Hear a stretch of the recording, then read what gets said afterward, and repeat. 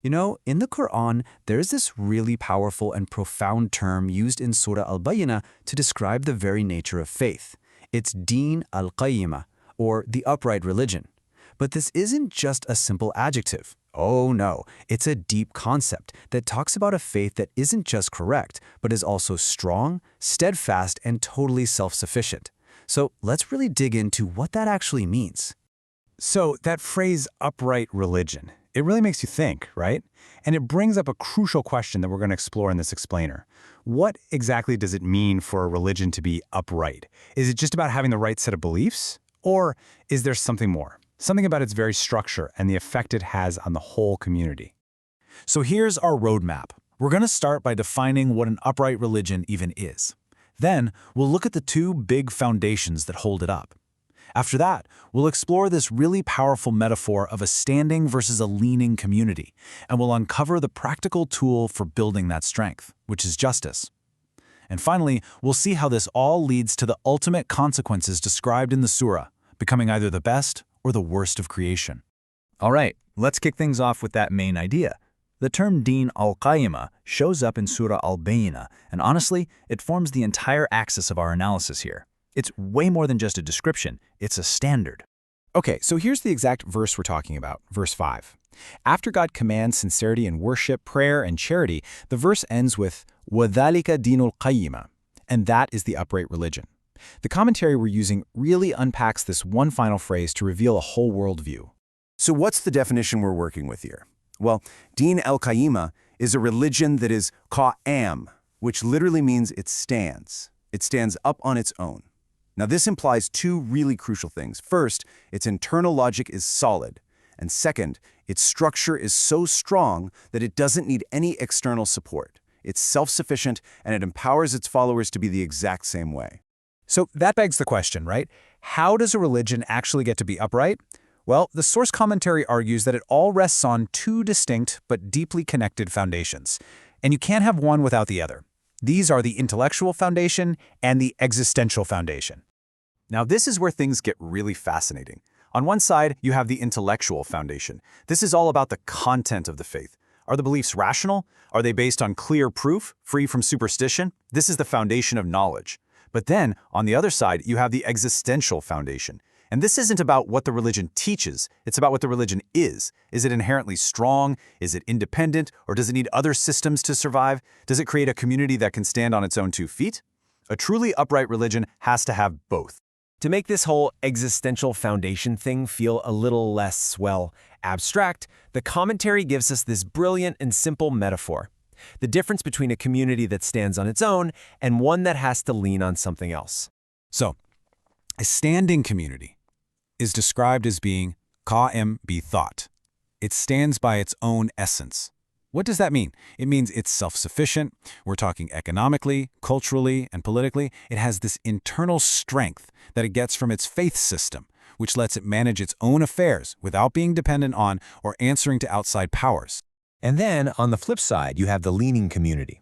This is a society that just doesn't have that internal strength. It's constantly dependent on others, whether it's for its economy, its cultural identity, or its political direction. It just doesn't have the foundation to stand firm on its own principles. So here's the bottom line. The ultimate test of an upright religion is the kind of community it actually produces. Does it forge a society that's strong, independent, and resilient, or does it end up leading to a state of dependency and weakness? The whole goal is to build a community that stands. Okay, this all sounds great in theory, but how do you actually do it? What's the practical mechanism that takes a community from leaning to standing? Well, according to the source, the answer is one powerful, all-encompassing principle: justice. And check out this quote. It just brilliantly illustrates the cosmic scope of justice. The commentary uses this famous narration to frame the whole discussion. Justice isn't just some social or legal thing for humans. It's the very principle that the entire universe is balanced on. I mean, if the heavens and the earth stand by justice, then a human society has to do the same, right? So what exactly is this justice, or al-adl? Well, the definition provided is surprisingly simple but incredibly deep. It's the act of putting every single thing in its proper, rightful place. It's about recognizing the true nature and rights of everything that exists, and then ordering society based on that reality. It's the ultimate principle of balance. And this idea of justice, it's huge. It's so comprehensive. It forces a society to ask some really fundamental questions, like what's the rightful place of God in our lives or the prophet in our governance? But it doesn't stop there. It goes into ecology and a relationship with the natural world. What is the rightful place of the earth, of animals, of plants? And maybe most importantly, what are the proper limits and rights for human beings ourselves? Answering these questions correctly, that's the application of justice. Now, when a society actually builds itself on this foundation of cosmic justice, something amazing happens. It becomes Hanif.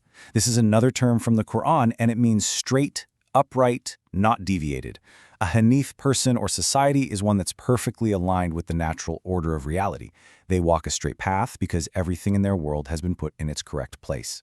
That's the practical result of applying justice. All right, so now we get to the stakes. Surah Al-Bayyinah doesn't just describe this upright system, it also lays out the two ultimate destinies for humanity, all based on whether they accept or reject it. And this slide just lays out the stark contrast so clearly. On one side, you have Khayr al-Bariyah, the best of creation.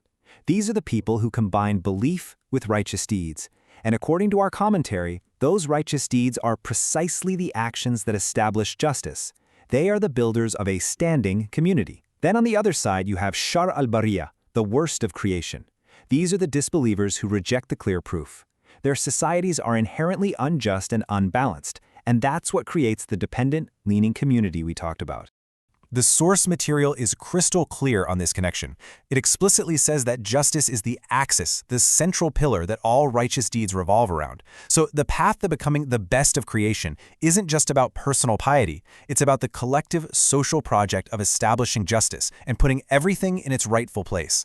It's about building that upright, standing society.